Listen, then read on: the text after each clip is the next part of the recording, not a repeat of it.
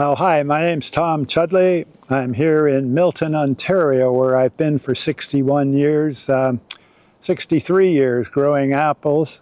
And as we got into it, we realized that we weren't growing apples as much as we were entertaining people.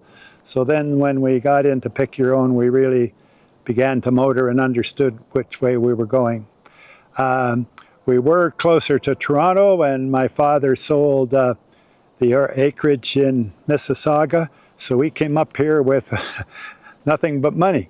And so we bought the farm that we wanted, all the requirements that Dad wanted in a farm, and we started growing Malling 9 trees. Dad's early beginning with Malling 9 trees started in 1939. He bought 12 Malling 9 trees from East Malling Research Station, brought them home, budded them, and the trees alongside our house were called my trees. They were planted in 1940, the same year I was born. And so that's how we got started in Malling 9. So in 1954, when we came up here, Dad was going to plant 100 acres of Malling 9 trees, which was rather revolutionary. So my day in the orchard is not 7 in the morning till 7 at night anymore. I go out for 3 hours in the morning, maybe 2 hours in the afternoon, and I do what my wife Carol calls, I putter. Now I came across a bunch of thistles in this orchard that people are going to have to walk through, so I got a gator and a backpack and put the backpack in the gator and sprayed the thistles out. Sometimes I think this orchard is old and start pacing it off because I'm going to have a plan of replacing this orchard and what's it going to be and when we're going to take it out. And so this can take an hour, 2 hours, you know. This isn't just a fancy run through between the ear mine. This takes time. And that's what I tell people. And then there's other jobs of something's broken. And I can't stand something on the farm that's broken. And they say, oh, we're not using it much, leave it. No, it's got to be fixed. If we own it, it's got to be fixed. So this is what importance my daily routine is on the farm every day. We've had the blessing, I guess, of lots and lots of good labor over the years. Many of you as members will remember Bruce Shannon that worked on the farm here for 43 years. And when he decided to retire, we hired Bruce Riley, who you will know from tours and conventions. That's the orchard manager here now. We've also had some labor, offshore labor, that have come from Mexico. One of them's been here 28 years, 22 years, 16 years. You know, they have their loyalties, and that's been one of the great secrets is to have a good labor backup system. You know, one that comes to you and says, when are we going to start thinning? I think there's enough there now to start thinning. And you think, oh yeah, thinning, we got to do that. And so they know what's going on the farm ever more than we do. So one of the big reasons, as you as managers know, is having a labor force you can trust and rely on year after year. So in membership of IFTA, my father attended his first membership in Hartford, Michigan, sitting on boxes in the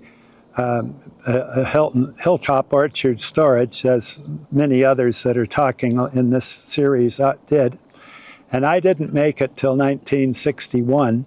And attended almost all of them since. There's a few gaps, but it was so exciting to see these new developments coming along that I got quite involved with dwarf fruit tree, international dwarf fruit tree, and finally International Fruit Tree Association.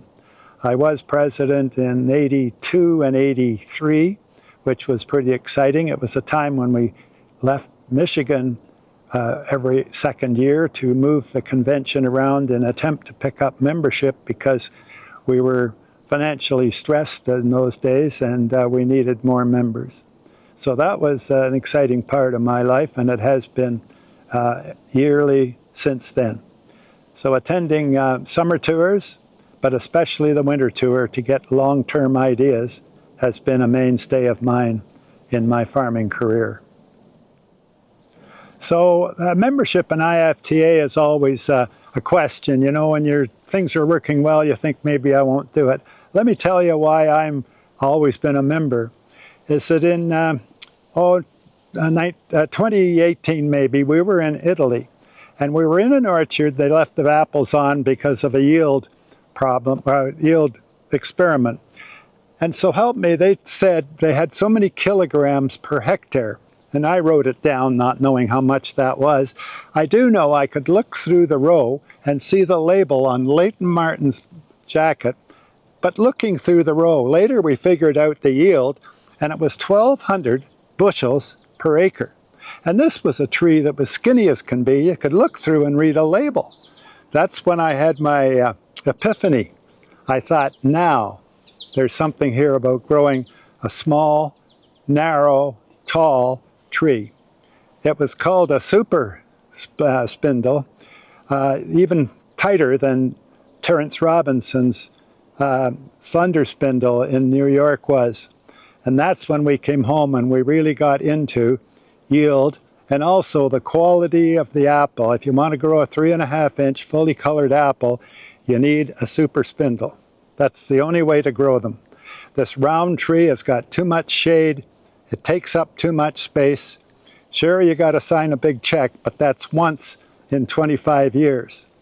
And the reason to go for the membership in IFTA is that you're trying to keep a revenue stream.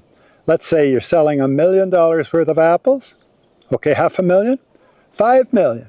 And you're dependent on keeping that revenue stream modern and certainly alive. So are you going to now shrimp on $300 membership fee in jeopardy of this revenue stream? I don't think so. So that's why I would suggest that you keep the membership going and attending conferences, because on a bus or in a hallway, you'll get this epiphany that I had in Italy, near Bolzano, Italy.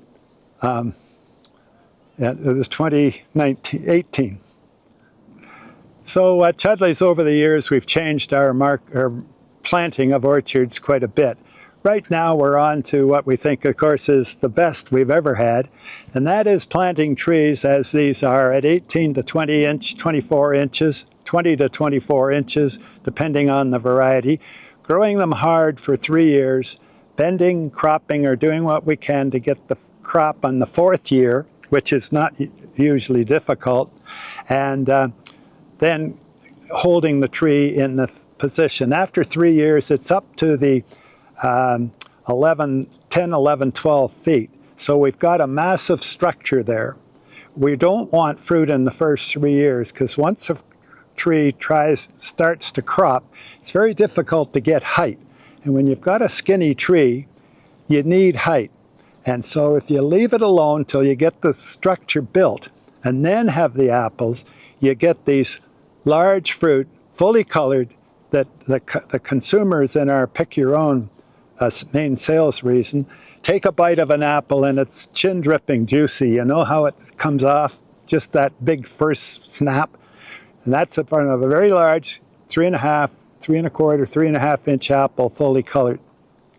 We got started into pick your own because the apples that we were growing on Malling 9 were so large they wouldn't fit into poly bags, and so we were taking a discount.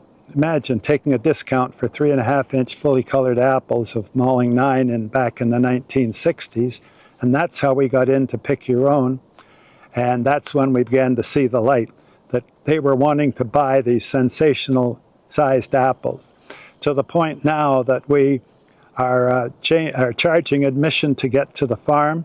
You have to book a booking from Saturday morning from 10 o'clock to 1 o'clock or 12 o'clock to 3 o'clock. And you pay for admission to come to the farm, some $16. And after you've picked apples, you pay about almost $2 a pound for the apples you pick. So we're not dealing with little small bagging apples. We're dealing with something sensational in which they pick even more than they planned on picking. And that's the entertainment aspect. Nobody can create what the apple orchard has. Concrete, glass, baseball, hockey games you can create. but not an orchard where they've got a 3.5-inch fully colored apple. So once we discovered this a number of years ago, this was our preferred method of selling fruit. Then along the way, I was growing apples. My wife Carol baked an apple pie to sell to customers. It was so expensive, it cost $5, that she divided it up, put it on a serviette napkin, and sold it to them for 25 cents. We knew we had a business when the lady came in and said, "A man wants to buy the whole pie." And Carol said, "Well, tell him it's $5.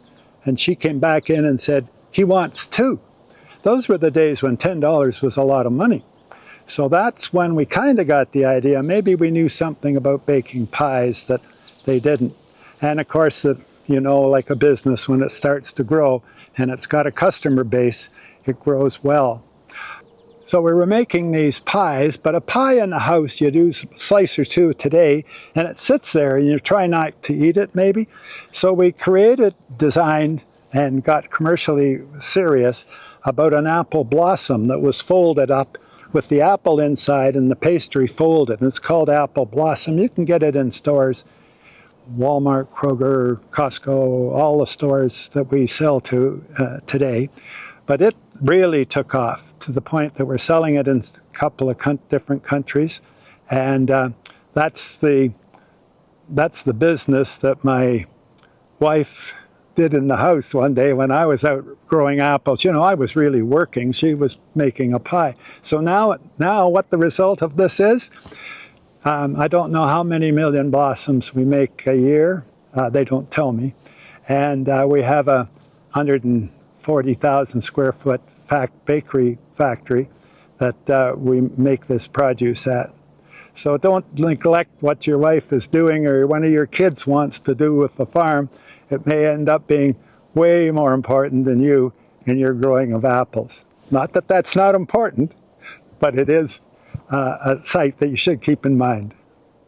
The history of the IFTA goes back to the time of Caesar, Julius Caesar. He wanted apples for his winter eating habits. So what he did was send his Carthaginian slaves up to Bolzano in the foothills of the Alps. They put a pole up in the tree with spikes on it. They climbed up the spiked pole and picked apples into a little satchel on the side, came back down, put it in a bigger container, and the slaves carried it back to Rome. Now that's a fact. What have we learned since? So, in the Dark Ages, nothing much happened, nothing going on. Then Renaissance came along, new ideas, poetry, engineering, design. What happened to apples? Nothing. Industrial Revolution came along. Industry in Britain, belts and pulleys and industry going on. What happened to apples? Nothing. It wasn't until a professor, Tubbs, at East Malling Research Station, went around the world and found smaller than standard sized rootstock. Brought them home, put them in rows, Malling 1, 2, 3, 7, 9. Suddenly, my father in 1939 bought 12 rootstock, brought them home.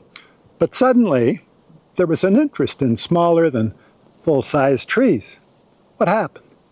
Well, an H.B. Tukey that was teaching at Cornell decided to move to Michigan State. Imagine, an Ivy League professor moving to a state college in the Midwest. His mother would have been so disappointed. And however, Carlson picked up on the tab, and both of them started working with a commercial grower called Wally Heiser. And then the apple business started to move. You understand that we went from small trees to as many as 300 trees an acre. Then we went to 700, 1,000. So across the podium of International Fruit Tree has come ideas that extend and are greater than the ideas they had for the last 2,000 years. And this is humble little IFTA association created this industry we have today. So when the apple orchard business gets to be in, Grandpa's old storage in the corner of the farm, and he's got elevators in there that take the tree up in heated conditions with lighting to produce the apple, and cool conditions after the apple's been harvested on these elevators that come by a group of people standing here. They go through a hole in the wall, they're graded out, a drone takes them to a customer, and the customer gets a 12-hour fresh apple.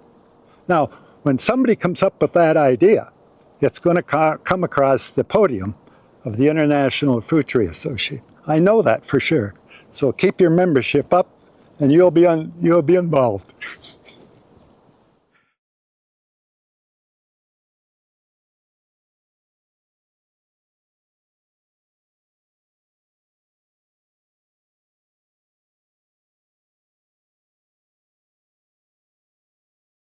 No, the land value here is such that we'll never be able to afford to buy the neighbor's farm here. 50 acres is $28 million, so we're never going to be able to afford to buy the neighbor's acre. So making very good use of every apple we grow is our method of operation.